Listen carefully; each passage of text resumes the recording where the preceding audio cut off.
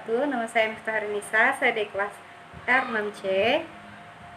Kali ini saya akan menjelaskan mengenai materi dari mata kuliah pengembangan profesi konseling. Selamat menyaksikan.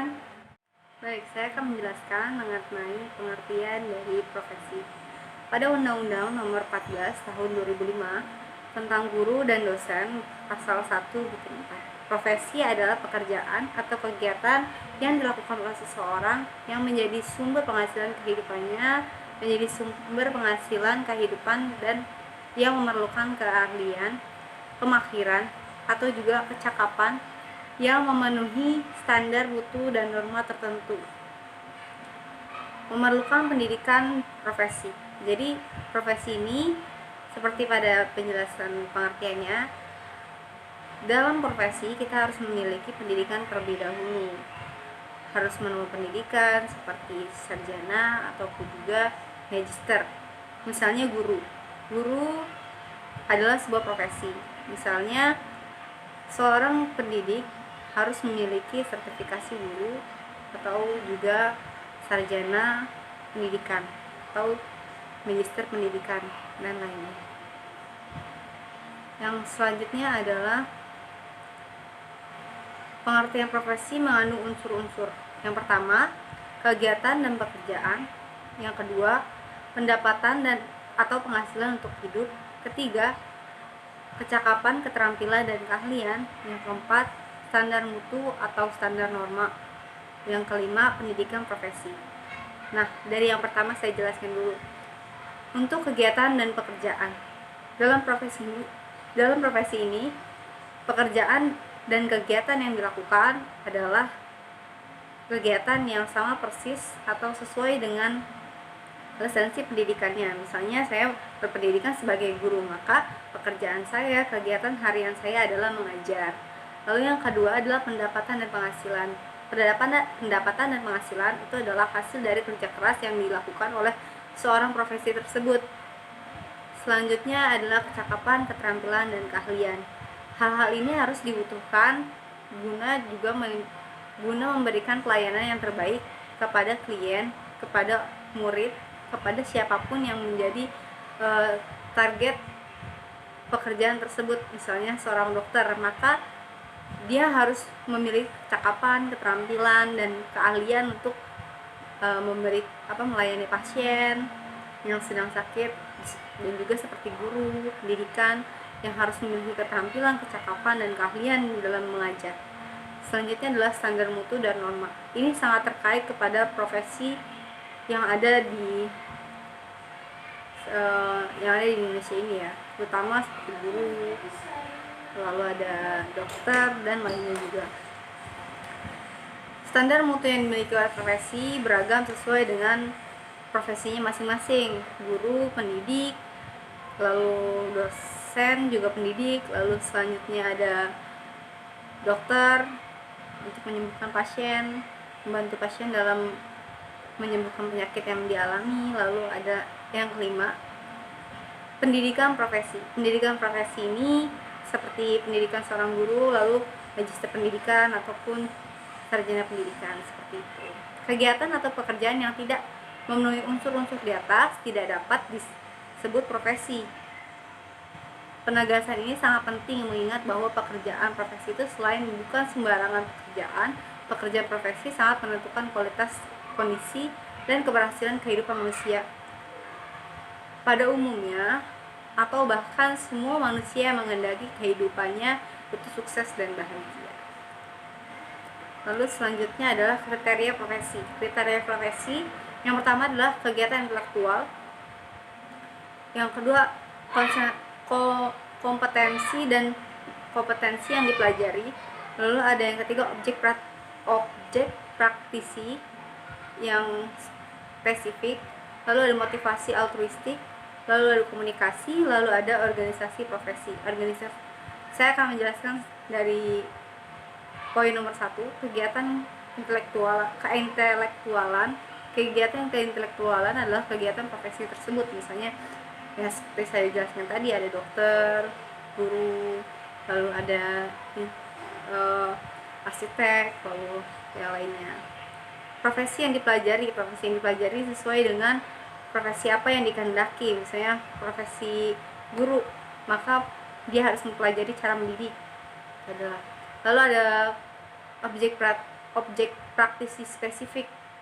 Guru, objek praktik spesifiknya adalah murid atau pendidik atau juga peserta didik. Itu adalah objek spesifiknya. Dokter, objek spesifiknya adalah pasien yang sedang sakit. Gitu.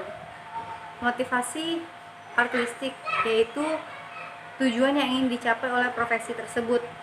Misalnya guru ingin mencerdaskan anak bangsa, itu adalah motivasi altruistiknya. Dokter ingin menyembuhkan pasiennya, maka itu adalah tujuan motivasi altruistiknya. Selanjutnya adalah komunikasi yang disampaikan oleh guru memiliki seni-seni tersendiri ya. Dokter juga memiliki komunikasi terhadap pasien, memiliki cara-cara berkomunikasi dengan pasien bagaimana. Begitu juga dengan guru. Lalu organisasi profesi, misalnya saya berprofesi sebagai konselor, maka ada organisasi profesi saya di mana yang dinamakan Ikatan Konselor Indonesia, Ikatan Profesi Konselor Indonesia, seperti itu.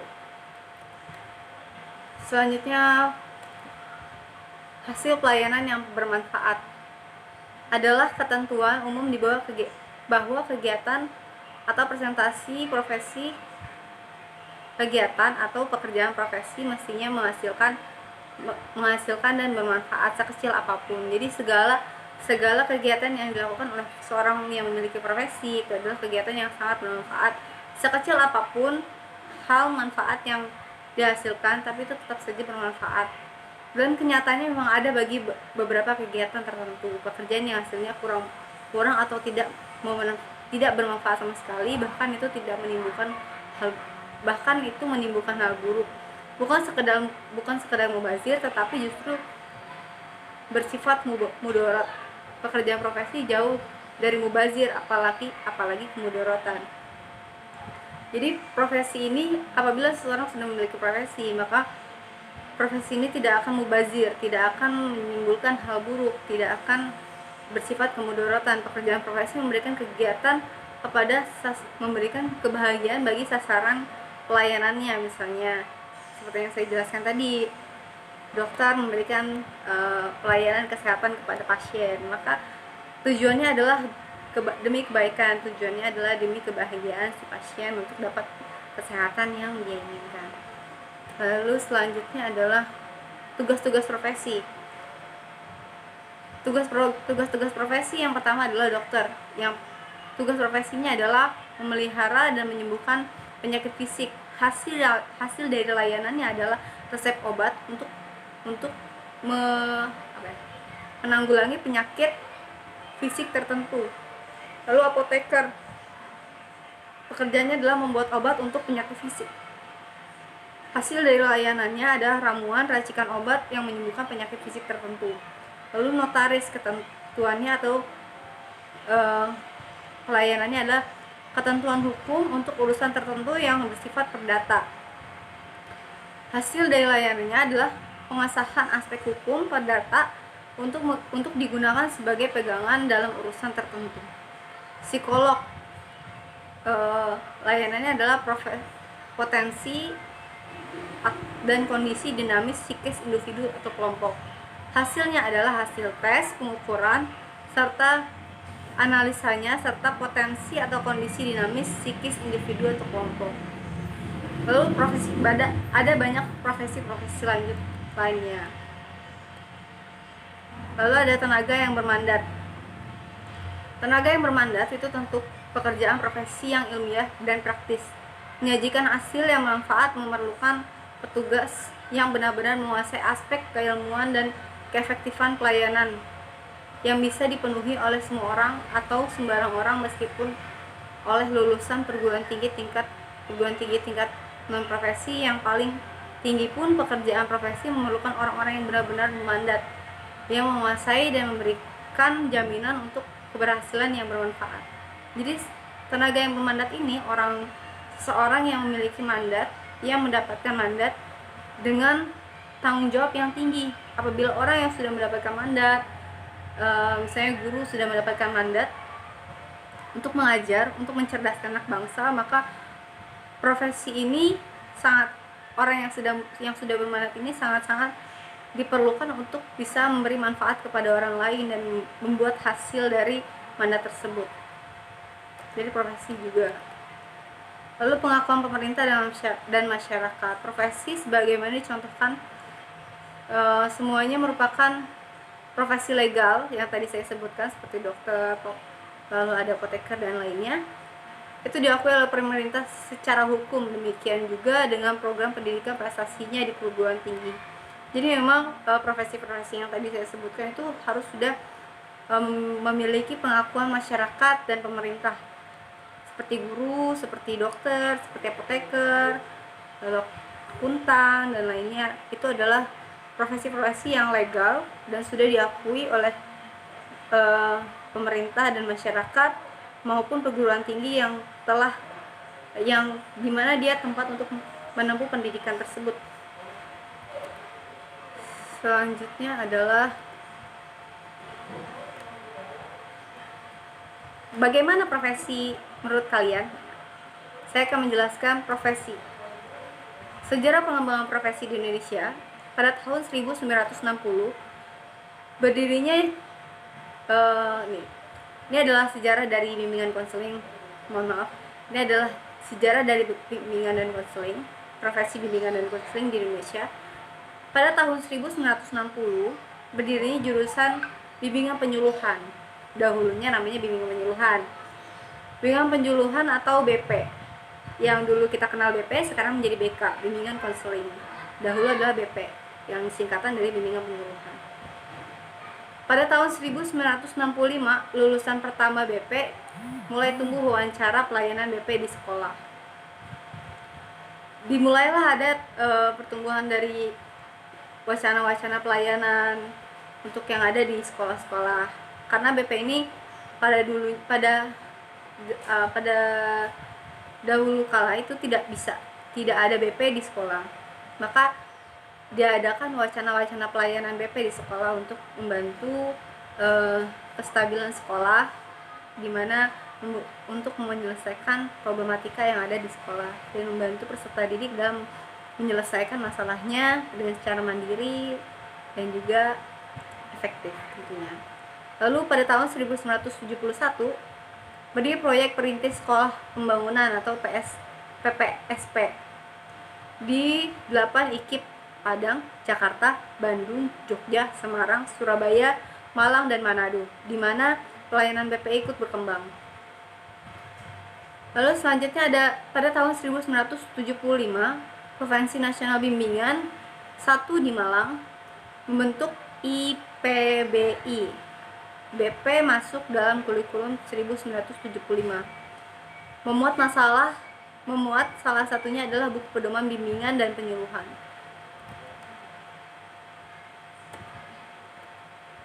Nah, Profesor Prayitno sebagai Bapak Bimbingan Konseling Indonesia, pada awalnya membentuk IKIP, beliau juga berjabat tangan dengan ketua IPBI pada waktu itu ya.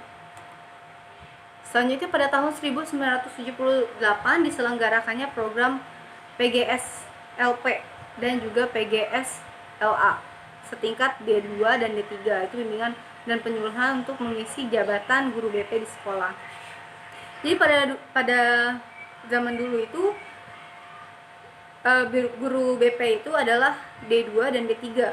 Tapi pada masa sekarang sudah ada S1, S2, bahkan D2 dan D3-nya sudah tidak ada. Lalu pada tahun 1984 atau 1985, jurusan BP menjadi jurusan Psikologi Pendidikan dan Bimbingan atau PPB pada tahun 1985-an. Lalu pada tahun 1989 lahirnya Undang-Undang RI Nomor 2 tahun 1989 tentang Sisdiknas yang mencantumkan secara tegas adanya BP pada satuan pendidikan. Sudah mulai disahkan tuh, di mana ada BP di sekolah, di mana ada pelayanan BP di Indonesia ini.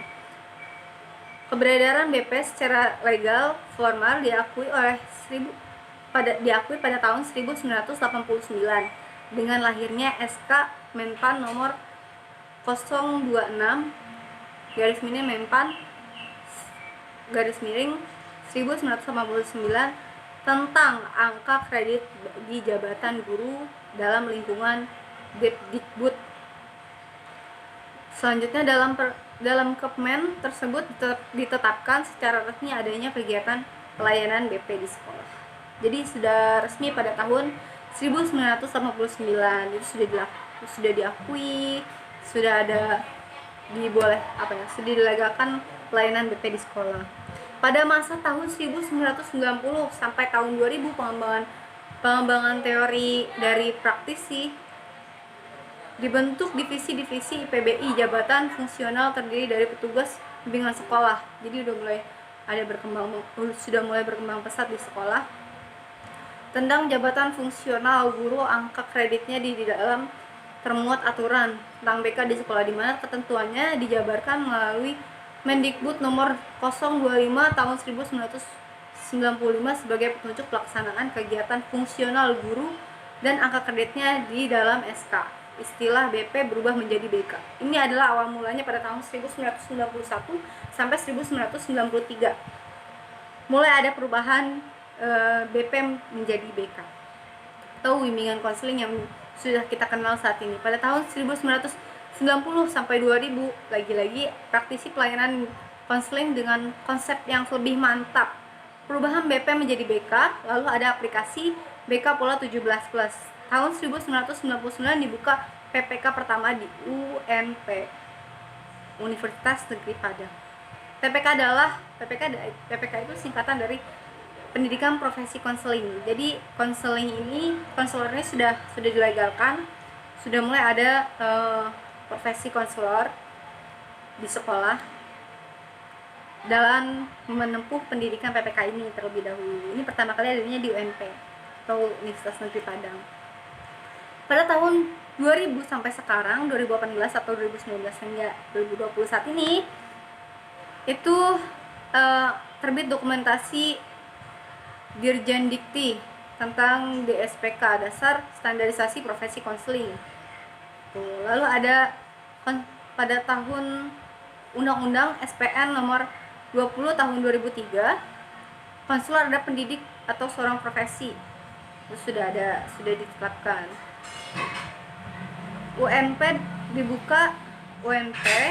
Selain di UNP, TPK sudah dibuka pada tahun 2007 di Universitas Negeri Semarang. Ini adalah universitas kedua setelah UNP untuk mendirikannya PPK. Lalu ada kualifikasi akademik dan kompetensi konselor sudah ada pada Permendiknas nomor 27 tahun 2008 tentang SKK AKK yang tadi standar kualifikasi akademik dan kompetensi konselor. Konselor adalah lulusan S1 BK plus PPK. Jadi profesi konselor ini, kalau seandainya saya lulus S1 maka saya belum menjadi konselor, saya masih menjadi guru BK. Tapi apabila saya sudah S1 BK plus pendidikan profesi konselor, maka saya bisa disebut sebagai konselor plus guru BK. Lalu selanjutnya pada tahun 2018, singkatnya adalah UHAMKA membuka PPK bersama UPN.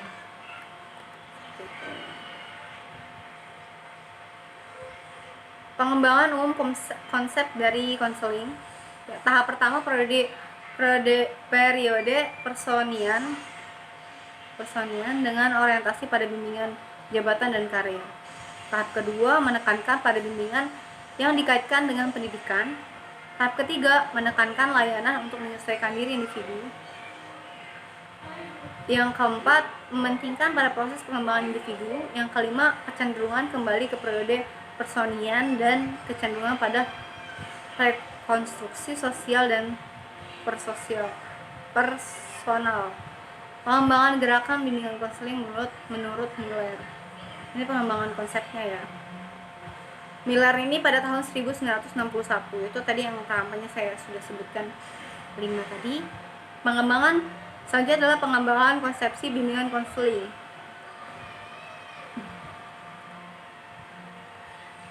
Pengembangan bimbingan konsepsi bimbingan konseling ini yang pertama adalah layanan bimbingan yang mencakup layanan konseling periode pertama pada teori Miller yang tadi ya.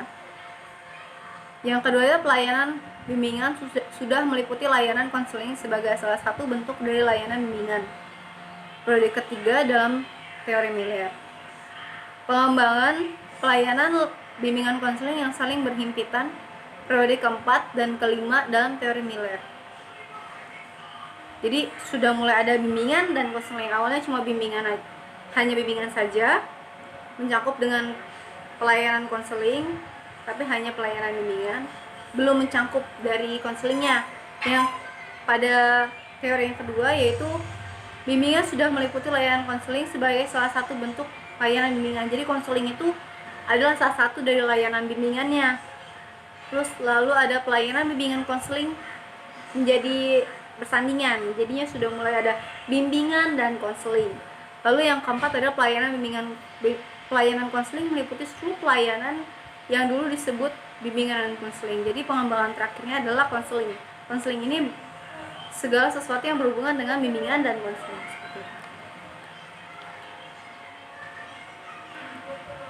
Baik, sepertinya seperti itu saja yang sudah saya sampaikan. Kurang lebihnya mohon maaf. Terima kasih sudah menyaksikan video ini. Jangan lupa like. Kalian juga bisa komen apabila saya ada kekurangan. Dan juga jangan lupa untuk di-share apabila video ini bermanfaat. Terima kasih. Wassalamualaikum warahmatullahi wabarakatuh.